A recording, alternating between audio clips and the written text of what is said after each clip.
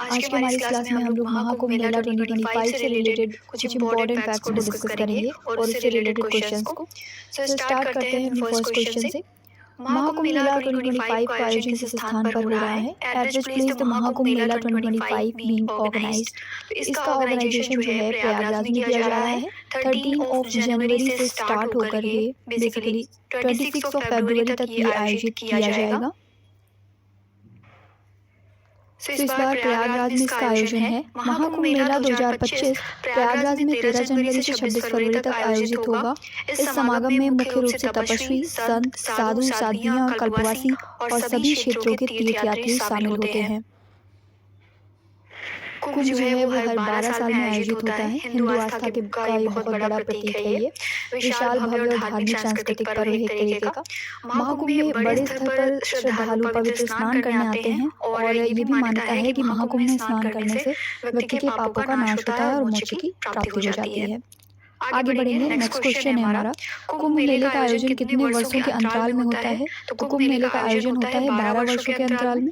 4 भारतीय शहरों में इसका आयोजन किया जाता है, इलाहाबाद में, हरिद्वार, नासिक और उज्जैन में। महाकुंभ मेला कितने वर्षों के बाद आयोजित किया जाता है? तो महाकुंभ मेला जो है ये आयोजित किया जाता है 144 वर्षों के बाद। 144 वर्षों का ये क्रम है कि 12 जब पूर्ण कुंभ मेले हो जाते हैं उसके बाद प्रयागराज में मनाया जाता है एक महाकुंभ। तो 12 × 12 12 महाकुंभ जब हो जाएंगे तो 144 वर्षों के बाद महाकुंभ मनाया जाता है। उत्तर प्रदेश का 76 अस्थायी जिला किसे घोषित किया गया है? 76 टेम्परेरी डिस्ट्रिक्ट डिक्लेयर किया गया है महाकुंभ क्षेत्र को। उत्तर प्रदेश सरकार जो है इसने प्रयागराज के महाकुंभ क्षेत्र को 2 दिसंबर 2024 तक राज्य का 76 डिस्ट्रिक्ट डिक्लेयर किया है। कुंभ मेले का आयोजन कितने स्थानों पर किया जाता है? तो कुंभ मेले का आयोजन टोटल 4 स्थानों पर होता है। पहला स्थान है हरिद्वार जो कि गंगा नदी के तट पर बसा हुआ है, यहाँ पर कुंभ मेले का आयोजन किया जाता है। दूसरा है उज्जैन जो कि सिप्रा नदी के तट पर है, यहाँ भी कुंभ मेले का आयोजन होता है। नासिक में होता है जो कि गोदावरी के तट पर है, गोदावरी जिसे दक्षिण गंगा या फिर वृद्ध गंगा कहते हैं। प्रयागराज में भी कुंभ मेले का आयोजन होता है जो कि गंगा और यमुना के संगम पर स्थित है और पौराणिक अदृश्य सरस्वती का भी संगम इसको कहा जाता है। प्रयागराज में कुंभ मेला किन नदियों के संगम पर होता है? तो गंगा, यमुना और सरस्वती के संगम पर प्रयागराज में कुंभ मेले का आयोजन होता है। हरिद्वार में कुंभ मेला किस नदी के किनारे होता है? हरिद्वार पर गंगा नदी के किनारे, हरिद्वार में गंगा नदी के किनारे कुंभ मेले का आयोजन होता है। कुंभ शब्द का अर्थ क्या है? What is the meaning of word Kumbh? तो कुंभ का मीनिंग है अमृत का घड़ा। कुंभ शब्द की उत्पत्ति कुंभक यानी अमरता के अमृत का पवित्र घड़ा धातु से हुई है। कुछ पौराणिक कथाएं हैं जिनके अकॉर्डिंग समुद्र मंथन जब हुआ था तो उसके दौरान जो अमृत निकला था उसके लिए देवताओं और दानवों के बीच में 12 वर्षों तक संघर्ष चला था, इसीलिए 12 वर्ष के ड्यूरेशन में ये आयोजित किया जाता है। महाकुंभ मेले की शुरुआत किसने की? तो इसकी शुरुआत की राजा हर्षवर्धन ने। पुष्यभूति वंश के राजा हर्षवर्धन थे जिन्होंने प्रयागराज में कुंभ मेले का आयोजन स्टार्ट कराया था। माघ मेले का आयोजन कब होता है? तो माघ मेले का आयोजन होता है जनवरी फरवरी में। प्रयागराज में प्रतिवर्ष माघ महीने में यानी जनवरी फरवरी के मंथ में माघ कुंभ मनाया जाता है। कौन सा कुंभ मेले में शाही स्नान का प्रतीक है? तो अखाड़ा स्नान जो है ये शाही स्नान का प्रतीक है कुंभ मेले में। पहला शाही स्नान जो है वो पौष पूर्णिमा के दिन हुआ था। दूसरा शाही स्नान मकर संक्रांति यानी 14 जनवरी को किया गया और उसके बाद तीसरा शाही स्नान मौनी अमावस्या को किया जाएगा 29 जनवरी 2025 में।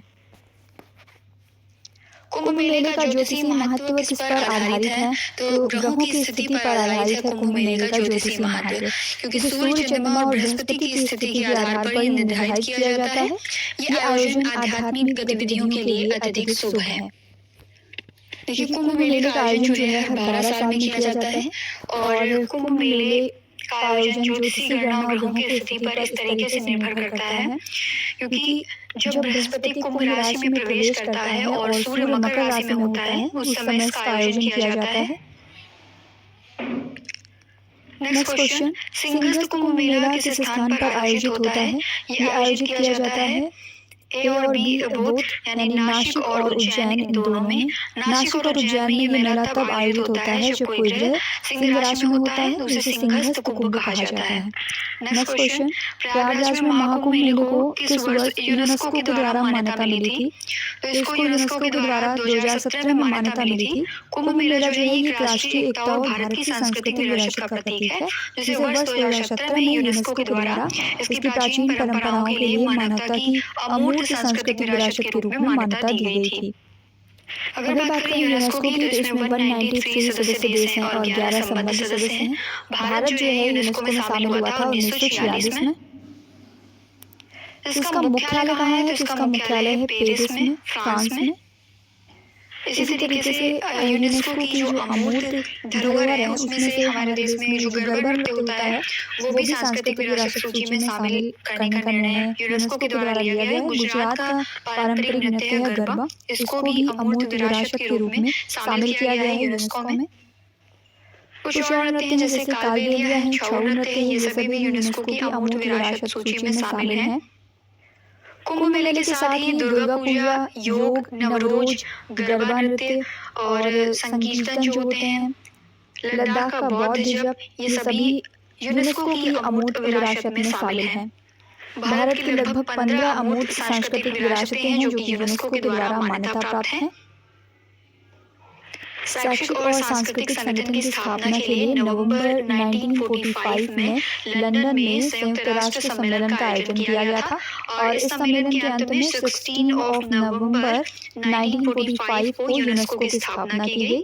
यूनेस्को जो है ये विभिन्न देशों के सांस्कृतिक प्राकृतिक महत्व के जो स्थल हैं उनको आधिकारिक तौर पर विश्व धरोहर की मान्यता प्रदान करती है। स्थलों को या किसी वस्तु को जो है मूर्त के रूप में जाना जा सकता है, लेकिन जो कल्चर्स हैं, नृत्य हो गया जैसे या फिर कोई आयोजन है, इनको अमूर्त विरासत के रूप में शामिल किया जाता है।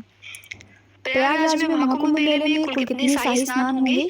तो टोटल 6 शाही स्नान होने वाले हैं। पौष पूर्णिमा 13 जनवरी 2025 को है, मकर संक्रांति 14 जनवरी 2025 को, मौनी अमावस्या 29 जनवरी 2025, बसंत पंचमी 3 फरवरी 2025, फिर अगला अचला सप्तमी को होगा, माघी पूर्णिमा को होगा और लास्ट होगा महाशिवरात्रि के दिन। नेक्स्ट क्वेश्चन, पेशवाई जुलूस में कौन कौन से प्रतीक शामिल होते हैं? तो इसमें हाथी, घोड़े और रथ शामिल होते हैं। किस शासक ने नागा साधुओं को शाही प्रवेश का अधिकार दिया था? Which ruler give the right to royal entry of the Naga sadhu? तो अकबर ने इनको अधिकार दिया था। अकबर ने धार्मिक सहिष्णुता को बढ़ावा देने के क्रम में वर्ष 1565 में नागा साधुओं को मेले में शाही प्रवेश का नेतृत्व करने का सम्मान दिया था। नेक्स्ट क्वेश्चन, किस गुरु के पुत्र ने उदासीन अखाड़े की स्थापना की? तो गुरु नानक के पुत्र ने उदासीन अखाड़े की स्थापना की थी और इनका नाम है श्रीचंद। इनके द्वारा की गई थी उदासीन अखाड़े की स्थापना। Kumbh Mela is organised during the position of which planet in Leo? Kumbh Mela जो है वो किस ग्रह की सिंह राशि में स्थिति के दौरान आयोजित होता है? तो ये बृहस्पति की सिंह राशि में स्थिति के दौरान आयोजित किया जाता है। कुंभ मेला का ऐतिहासिक उल्लेख सबसे पहले किस काल में मिलता है? तो इसका ऐतिहासिक उल्लेख मौर्य काल में सबसे पहले देखने को मिलता है। मौर्य और गुप्त काल जो है 4वीं शताब्दी ईसा पूर्व से 6वीं शताब्दी ईस्वी के दौरान कुंभ मेले की स्टार्टिंग हुई थी भारतीय उपमहाद्वीप के तीर्थ यात्रियों के छोटे छोटे आयोजन के रूप में इसकी स्टार्टिंग होती है। अखाड़ा शब्द की उत्पत्ति किस शब्द से हुई? ये जो है अखंड वर्ड से निकला हुआ है अखाड़ा। कुंभ मेले के दौरान पेंट माई सिटी योजना का उद्देश्य क्या था? इसका उद्देश्य था सार्वजनिक स्थलों पर पेंटिंग करना।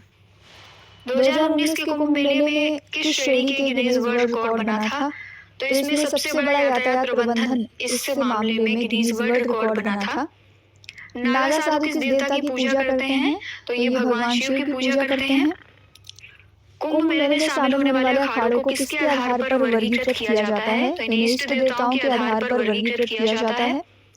कुंभ मेला आध्यात्मिक मुक्ति का प्रतीक क्यों है? क्योंकि त्रिवेणी संगम जो है गंगा यमुना और मान्यता के अनुसार सरस्वती का संगम, त्रिवेणी संगम में स्नान के कारण ये मुक्ति का प्रतीक है।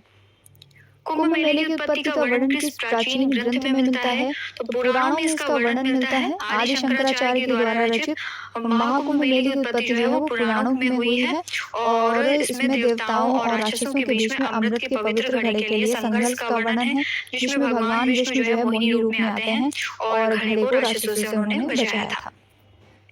कुंभ मेले में आयोजित होने वाला राजयोगी स्नान किसका प्रतीक है? तो ये कुंभ मेले की औपचारिक शुरुआत का प्रतीक है। कुंभ मेले में प्रमुख अनुष्ठानों में कौन सा प्रमुख है? तो नदी स्नान जो है ये प्रमुख है। अर्ध कुंभ मेले का आयोजन केवल किन दो स्थानों पर होता है? तो हरिद्वार और प्रयागराज में अर्ध कुंभ मेले का आयोजन किया जाता है। हर छठे वर्ष इसका आयोजन होता है। कुंभ मेले में जो नागा साधु है वो किस रूप में प्रसिद्ध हैं? तो नागा साधुओं को योद्धा संत के रूप में जाना जाता है। उज्जैन में कुंभ मेला किस नदी के किनारे आयोजित होता है? तो उज्जैन में शिप्रा नदी के किनारे कुंभ मेले का आयोजन किया जाता है। कुंभ मेले का आयोजन किन ग्रहों की स्थिति के आधार पर होता है? तो सूर्य, चंद्रमा और बृहस्पति की स्थिति देखी जाती है। प्रयागराज कुंभ मेले को महाकुंभ के रूप में क्यों जाना जा रहा है? क्योंकि इसका आयोजन हर 144 वर्षों में होता है, यानी 12 पूर्ण कुंभों के बाद एक महाकुंभ आता है। नासिक कुंभ को और किस नाम से जाना जाता है? तो नासिक कुंभ को सिंहस्थ कुंभ के नाम से जाना जाता है। कुंभ मेले में सबसे पवित्र स्नान कौन से दिन होता है? तो मकर संक्रांति के दिन सबसे पवित्र स्नान माना जाता है। 14 जनवरी को हुआ है हाल ही में। महाकुंभ मेले का संबंध किस पौराणिक घटना से है? तो महाकुंभ मेले का संबंध जो है समुद्र मंथन से है। इसी के साथ आज की हमारी क्लास इंपॉर्टेंट होती है। वीडियो कैसी लगी कमेंट में जरूर बताएं और इसी तरीके से इंपॉर्टेंट जानकारी से जुड़े रहने के लिए हमारे चैनल को सब्सक्राइब करना